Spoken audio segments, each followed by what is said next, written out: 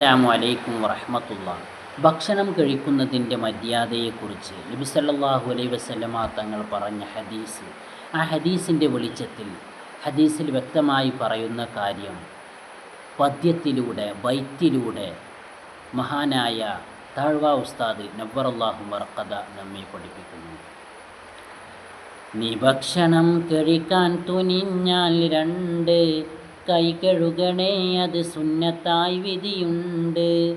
നീങ്ങുന്നതാ ദാരിദ്ര്യവും അതുകൊണ്ട് എന്നും ഹദീസിൽ വ്യക്തമായി കിടപ്പുണ്ട്. നമ്മൾ ഭക്ഷണം കഴിക്കാൻ തുടങ്ങിക്കഴിഞ്ഞാൽ ഭക്ഷണം കഴിക്കുന്നതിൻ്റെ മുമ്പ് നാം പാലിക്കേണ്ടത് രണ്ട് കൈയും കഴുകേണ്ടതാണ്. ചെറിയ കുട്ടികളെ അത് ചെറുപ്പത്തിൽ തന്നെ ശീലിപ്പിക്കേണ്ടതാണ്.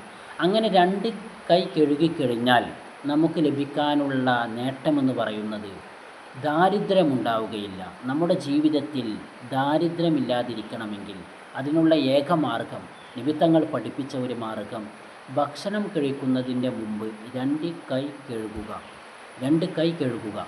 ഇത് വളരെ നിസ്സാരമായ ഒരു കാര്യമാണെങ്കിലും, ചെയ്യാൻ പറ്റുന്ന ലളിതമായ കാര്യമാണെങ്കിലും, ഇതിലൂടെ നമുക്ക് ലഭിക്കുന്നത് നമ്മുടെ ജീവിതത്തിൽ ഒരിക്കലും ദാരിദ്ര്യമുണ്ടാവുകയില്ല.